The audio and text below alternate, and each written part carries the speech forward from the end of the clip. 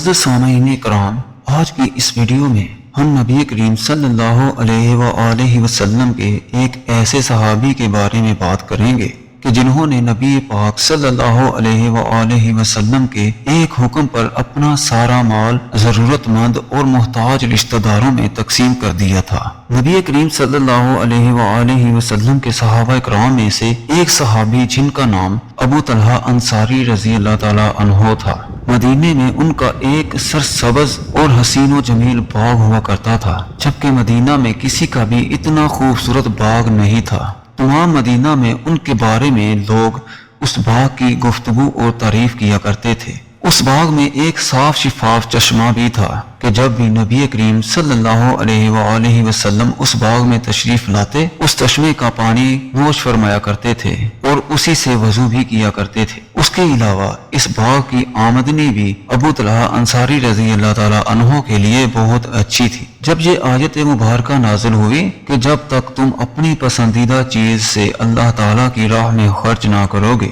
ہرگز بھلائی نہ پاؤ گے، اور تم جو خرچ کرو اسے اللہ بخوبی جانتا ہے۔ یہ آیت مبارکہ سنتے ہی ابو طلحہ انصاری رضی اللہ تعالی عنہ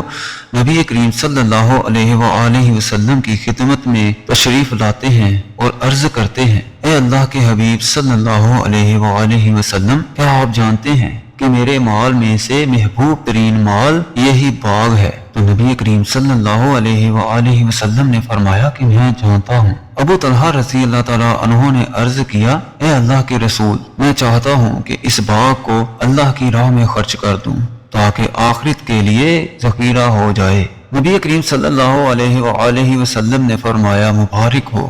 یہ مال تمہارے لیے فائدہ مند ہوگا۔ اس کے بعد فرمایا، اے ابو طلحہ، میں تمہارے لیے اس میں بہتری دیکھ رہا ہوں کہ تم اس باغ کو اپنے قریبی ضرورت مند اور محتاج رشتہ داروں میں تقسیم کر دو۔ ابو طلحہ رضی اللہ تعالیٰ عنہ نے پیغمبر اکرم صلی اللہ علیہ وآلہ وسلم کے حکم کی تعمیل کی اور اس باغ کو اپنے رشتہ داروں میں تقسیم کر دیا۔